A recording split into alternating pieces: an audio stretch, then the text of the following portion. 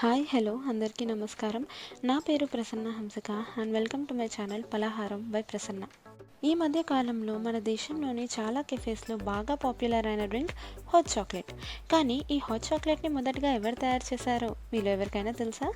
పదండి తెలుసుకుందాం. దీనిని మొదటిగా 500 BC ఆ ప్రాంతంలో మెక్సికో దేశంలోని అతి ప్రాచీనమైన నాగరికతగా చెప్పుకునే మయన్స్ తయారు చేశారు. కానీ ఇప్పటిలాగా పాలతో కాకుండా వారు దాన్ని నీళ్ళతో తయారు చేసేవారట.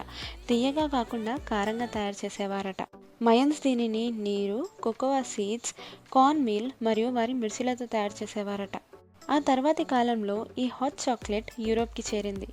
కానీ యూరోపియన్స్ దీనిని కారంగా కాకుండా తీయగా తయారు చేసుకునేవారట.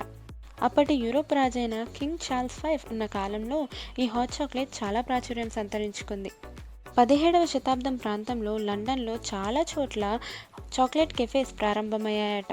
19వ శతాబ్దం ప్రాంతంలో లివర్ డిసీజెస్కి కూడా ఈ హాట్ చాక్లెట్ని ట్రీట్మెంట్గా వాడేవారట. ఆ తర్వాతి కాలంలో ఇది యుఎస్కి వెళ్ళింది. కానీ యుఎస్ ప్రజలు దీనిని నీళ్ళతో కాకుండా పాలతో తయారు చేసుకునేవారట. ఇలా ఈ హాట్ చాక్లెట్ దాని రూపాన్ని మార్చుకుంటూ ఇప్పుడు ప్రపంచంలోని చాలా చోట్ల థిక్ హాట్ చాక్లెట్గా స్థిరపడింది. ఇది మన హాట్ చాక్లెట్ గురించిన హిస్టరీ. ఏదేమైనప్పటికీ ఈ హాట్ చాక్లెట్ని మనం చాలా స్ట్రెస్లో ఉన్నప్పుడు ఒక్క సిప్ తాగినా సరే చాలా చాలా రిలీఫ్గా ఉంటుంది.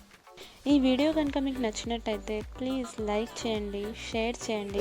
అలాగే మా కాంటెంట్ కనుక మీకు నచ్చితే పలహారం బై ప్రసన్న ఛానల్కి సబ్స్క్రైబ్ చేసుకోండి.